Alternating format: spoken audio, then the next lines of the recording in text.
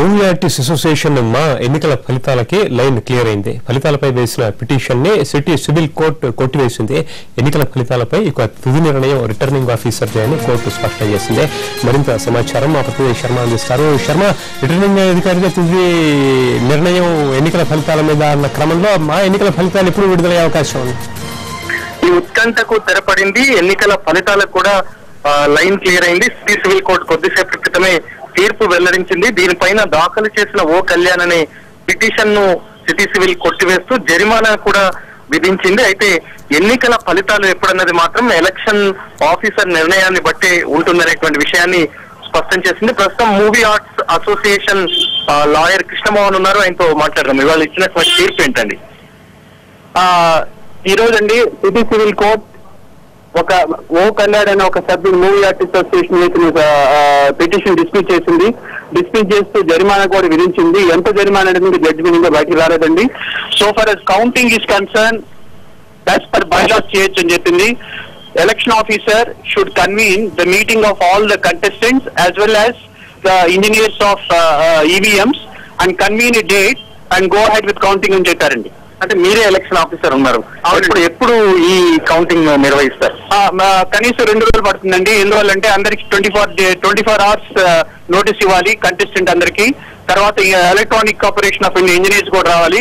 కాబట్టి minimum 24 hours, maximum 48 hours పడుతుందండి. అంటే ఇవాళ పిటిషన్ కొట్టివేసిన సందర్భంలో కోర్టు ఏం చెప్పింది? ఎందుకు పిటిషన్ కొట్టివేస్తున్నామని చెప్పింది? అంటే కోర్ట్ నేను కంప్లీట్ డీటెయిల్స్ చూడలేదండి, కానీ to extent I understand with sitting in the court is ఇది ఫ్రివలస్ కేసు, ఇది సీరియస్ కేసు కాదు. ఇలాంటి కేసెస్ వేసి నీడ్లెస్ పబ్లిసిటీ కోసం వేసినట్టుగా అనిపిస్తుంది అని నాకు అనిపించిందండి. కానీ కంప్లీట్ జడ్జిమెంట్ చదవలేదు. ఫ్రివలస్ కేసు కాబట్టి కాస్ట్ కూడా మామూలుగా జరిమానా వేశారంటేనే ఫ్రివలస్ కేసు అంటే జరిమానా వేస్తారండి, మామూలుగా జరిమానా వేయరండి. అంటే ఒక ఎలక్షన్ జరిగేటువంటి సందర్భంలో కౌంటింగ్ ఆగిపోవడం తర్వాత జరిగినటువంటి పరిణామాలను ఎట్లా చూస్తారు? ఏ రకంగా ఆ పరిణామాలు జరిగాయి? దీన్ని బట్టి ఏం అర్థం చేసుకోవచ్చు అంటే కంటెస్ట్ చేస్తూ ఉన్న కంటెస్ట్ లో పార్టిసిపేట్ చేస్తూ కోర్టుకు వచ్చి ఎలక్షన్ పిటిషన్ వేశారంటే దాని అర్థం ఓడిపోతామని భయంతో లేక పబ్లిసిటీ కోసం వేసిన కేసు తప్ప దానిలో పాయింట్ ఏమి లేదు అనే కన్క్లూషన్ కి కోర్టు వచ్చినట్టు నాకు అనిపిస్తుందండి.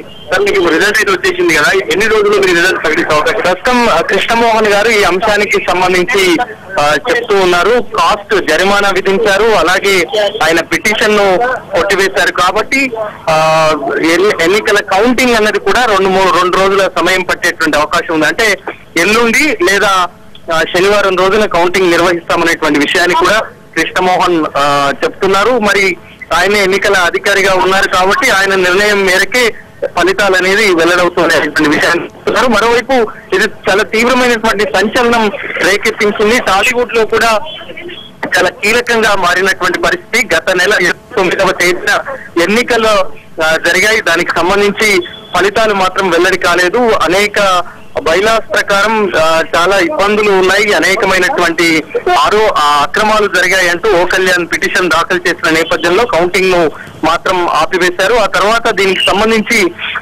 ఎన్నికలు జరిగిన తర్వాత మళ్ళీ కోర్టులో వీడియో సీడీని సమర్పించడం, కౌంటర్లు ప్రతివాదులందరూ కూడా కౌంటర్లు దాఖలు చేసి మొన్న దీనిపైన వాద ప్రతివాదనలు జరిగాయి. ఓ వర్గం మొత్తం బైలాస్ ప్రకారం జరగలేదు ఎలక్షన్స్ అని వాదించింది. మరో వర్గం మాత్రం అన్ని సక్రమంగా జరిగాయి, కొంతమంది పబ్లిసిటీ కోసం ఇదంతా వ్యవహరించారనేటువంటి వాదనలు వినిపించిన తర్వాత ఇవాళ కోర్టు ఈ తీర్పును వెల్లడించింది. Paritosh. Right, thank you Sharma.